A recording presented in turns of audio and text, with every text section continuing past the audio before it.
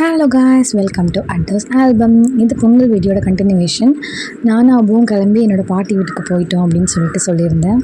So அந்த vlog தான் இதில் பார்க்க போகிறோம். வாங்க வீடியோக்குள்ளே போகலாம். என்னோடய ஃப்ரெண்டு வீட்டிலேருந்து ரிட்டன் வர தூரத்தில் தான் பாட்டி வீடு இருக்குது. இங்கே வந்ததுக்கப்புறமா சித்தி பசங்க எல்லாருமே வந்திருந்தாங்க. காலையிலேருந்து என்னோடய தம்பி வெயிட் பண்ணிகிட்டு இருந்தான். செம்ம காண்டில் இருந்தான், ஏன் இவ்வளோ நேரம் வரல அப்படி சொல்லிட்டு. ஸோ இங்கே வந்துட்டு பாட்டி தாத்தா கிட்டலாம் ஆசீர்வாதம் வாங்கிட்டு துண்ணூறு பூசிட்டு அப்படியே ஒரு டீ குடிச்சிட்டு கிளம்பிட்டோம். நாங்கள் வரப்போ ரொம்பவே இருட்டாயிடுச்சு. தென் நெக்ஸ்ட் டே பார்த்திங்க அப்படின்னா 17th Jan இன்றைக்கி வந்து என்னோடய சிஸ்டரோட பர்த்டே. யூஸ்வலாக வந்து கன்னிப்பொங்கல் அன்றைக்கி வரும், இல்லைனா ஒன் டே மாறி வரும். இன்றைக்கி வந்து கன்னிப்பொங்கல் அன்றைக்கி மறுநாள் வந்திருக்கு. நாங்கள் இந்த மாதிரி அவுட்டிங் போயிட்டு ரொம்ப நாள் ஆகுது. ஏன்னா 2 பேருக்குமே டெலிவரி முடிஞ்சு இப்போ தான் நாங்கள் ஆல்மோஸ்ட் பைக்கே எடுக்கிறோம் அப்படின்னு சொல்லலாம். அது மட்டும் இல்லாமல் நாங்கள் கல்யாணத்துக்கு முன்னாடிலாம் நாங்கள் நிறைய டைம் வெளில போயிடுவோம். நைட் அவுட்லாம் நிறைய போயிருக்கோம். போய் ஸ்நாக்ஸ் சாப்பிட்றது அந்த மாதிரிலாம் என்ஜாய் பண்ணியிருக்கோம். பட் ஆஃப்டர் மேரேஜ் வந்து அந்த மாதிரியான டைம் கிடைக்கல.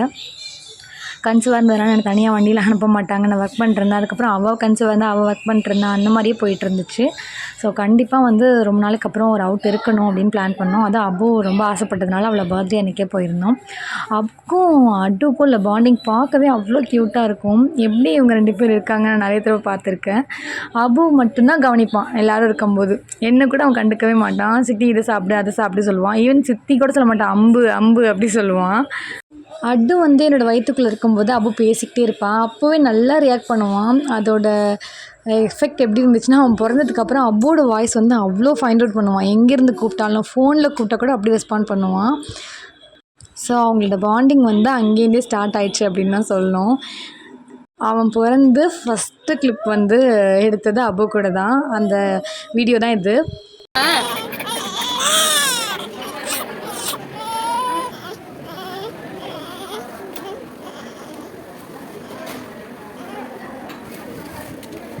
கழுவுல அழுவே அழுவியா ஆளை பாரு ஒரு அழுவழுவுற இங்கே சரி சரி சரி சரி இங்கே தான் இருக்கா. சித்தி தான் இருக்கா. அட்டோ டேய் இங்கே போடுறேன். சித்திகிட்ட தான் இருக்கா. இங்கே தான் இருக்கா. அதான் சித்திட்ட வச்சுருக்கேன். வெஜ் கட்லெட், பன்னீர் ரோல் எல்லாமே வாங்கியிருந்தோம். நாங்கள் சொன்னோம் இல்லையா, ப்ரீவியஸ் டைமில் வரும்போதெல்லாம் இவ்வளோ சாட் ஷாப்லாம் இல்லவே இல்லை. இப்போ பக்கத்தில் நிறையா இருந்துச்சு. அப்படியே ஒரு கருப்பட்டி காஃபி குடிச்சிட்டு வீட்டுக்கு போயிட்டோம். இதழ் குட்டியும் குட்டுவும் அது வரைக்கும் அப்பா அம்மாட்ட இருந்தாங்க. இங்கே வந்து கேக் கட்டிங்க்கு கேக்லாம் வாங்கி ரெடியாக வச்சாச்சு.